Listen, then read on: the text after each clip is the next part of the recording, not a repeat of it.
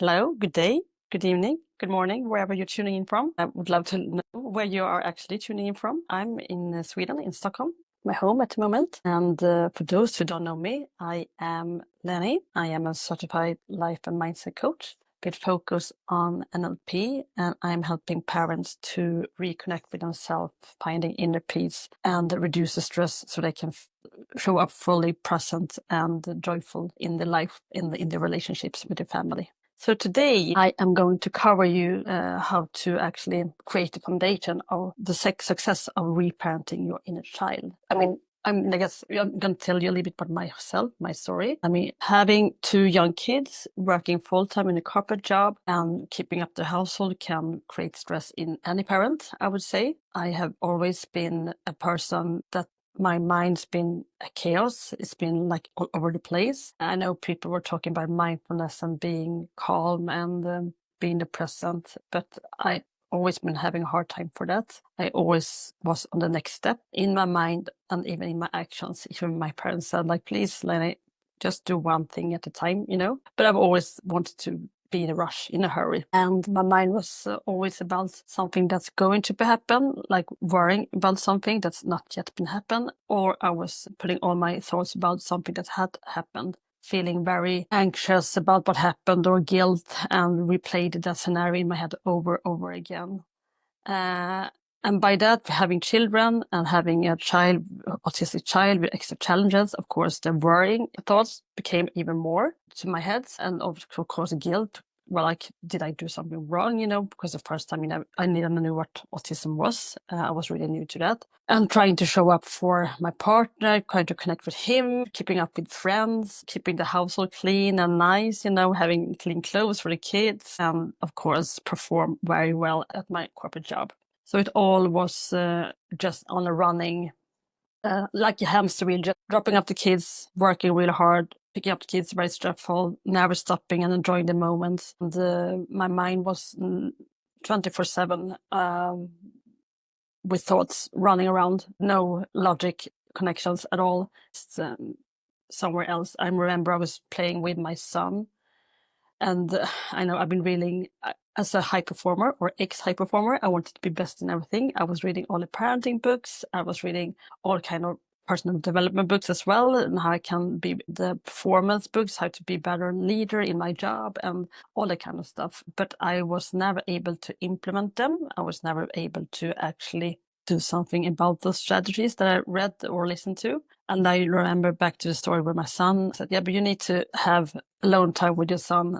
That's what before my second son was born, be present with him and play with him and connecting with him. And I remember I was so hard doing that. While he was playing with his toys, he loved to put cards in a row. And usually I was not so allowed to be involved. I was just to be there and be present. But he wanted me to be there. But as I didn't have any action or didn't have anything to do, I started to clean around him instead of actually just staying there looking at him playing and do other stuff. When he talked to me, asked for my attention, I was like, oh, yeah, I'm here, And I feel really bad about talking about that, but that was just one example of me not being fully present with my son, not fully connecting, and he felt that. This has been a pattern for me my whole life, and it was when my second son was born. We had a lot of sleep deprivation in the family, both kids, and a lot of struggles with allergies and other health issues. And of course, with me being a high performer and people pleaser to kind of serve everyone else and make sure everyone was doing fine, I ended up getting burnout, and my body and mind just stopped working, and all the layers that I've been building up for myself of who I was kind of just crashed down. And that's where I thought something needs to be changed. I cannot be like this. I cannot show up for this for my children. Before I was burnout, I was feeling very angry and irritated and triggered by my children. I couldn't really connect with my youngest. He was just a baby then. I didn't feel that I really loved him. And that's kind of sad, You as a mother, you should love your own child.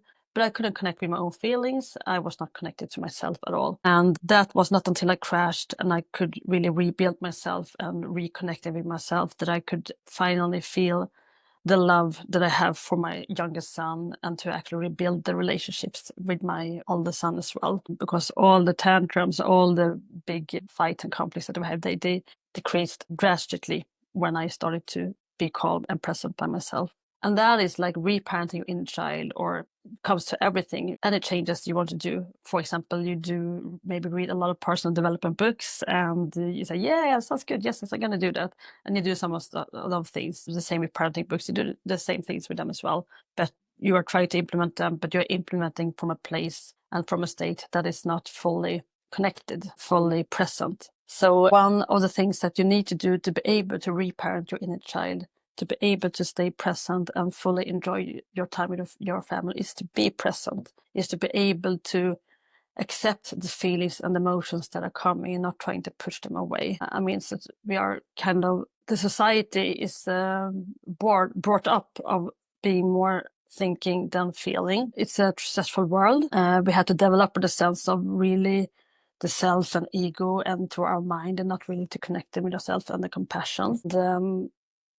The mindful approach is more kind of connecting with your intuition and your heart and your true self, and also kind to be able to slow down and be in the present. And it's when you are in the present that you actually can take aligned action. Is when you can really reconnect with your inner child and connect with your families and other relationships, and really be there for them and have those joyful, meaningful moments with the family. So one of the biggest secret sauce to reparent your inner child is to be present, is to be able to stop and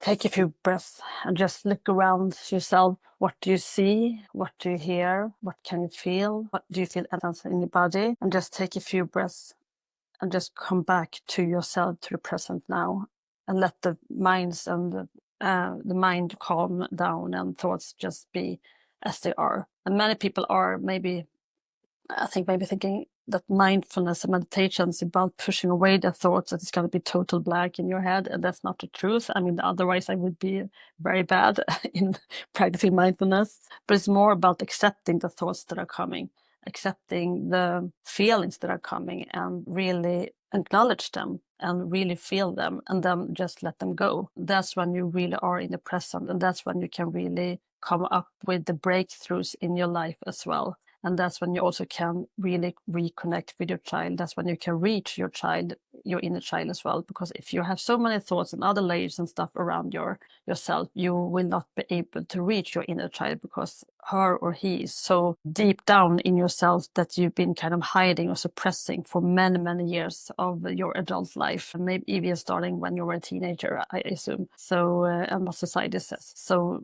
to be able to really reconnect with your inner child, you need to be able to stay present, be in a state where you are available for come in connection with your emotions, with your inner child, and maybe the thoughts that are coming up as well. Not pushing away, acknowledge them, and then just be there with them. So yeah, I think the biggest challenge is kind of to be at home, cultivating this positive view ourselves. It's not easy, I know.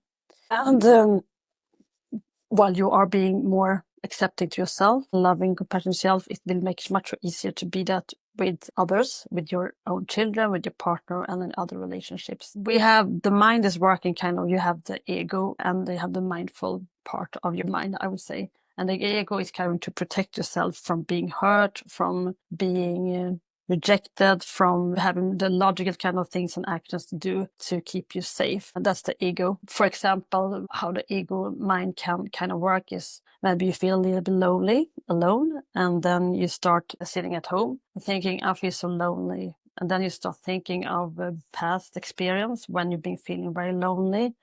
And then that thought kind of create a feeling, or you meet even more loneliness. And that negative feeling is just spiraling even more to discover even more other thoughts, creating an experience of that loneliness that you've been feeling. And that just creates even more and more bad emotions. And you maybe start crying after a while. That's kind of the ego mind working, making you being the victim and feeling all the emotions and just stacking up all the old experience on feeling lonely, making that truth. You see, I have the proof now. This is the evidence. Look at the old experience. I am lonely. But instead of letting the ego can take over everything, I would say to catch the thoughts instead. And like, okay, I've been feeling alone too many times now, but this is just a feeling. This is not the truth. And then just be aware of the thoughts that you're having. Okay, I have a thought of being alone. And what does it feel in my body? Where in the body does it feel? And just focus on that. So just to be present and acknowledge the thought that you're having, acknowledge how it feels. Maybe it feels in your heart or in your stomach. And where does it feel in your body? And then just breathe through it and then release it and come back. That's how you can manage it mindfully. And that's how you can also learn to be present and not suppressing the feelings that you're having. So instead of avoiding feeling, you should fully feel it instead and then release it and be in the present with that feeling. So I would say practice to be present in the moment. It can be mindfulness, it can be meditation, it can be just being in the nature and listen to the birds singing in the tree and looking at the trees, green leaves at the trees. It can be taking a bath or shower just mindfully and just feel how the water is touching your body. And it can be just take a few deep breaths in and out before you go to your job or before you're going and pick up your kids. There's so many different ways that you can do to really be present and reconnect with yourself and what you're actually feeling and the emotions that you're having. If you have finding it hard, I know it's sometimes hard for a busy mom taking care of yourself, doing these things for yourself and do the meditation. But they don't need to be that long. It can be really quick, just a few minutes. I do have a self-care guide as well that you can download if you want to get any tips from that. So I will comment that in below in my comments later. But to sum it up, to succeed in actually reparenting your inner child, you need to create a state where you are able to be present and open to feel all the emotions that are coming up instead of suppressing them. I really appreciate you tuning in. Okay, have a great rest of the week. Thank you. Bye.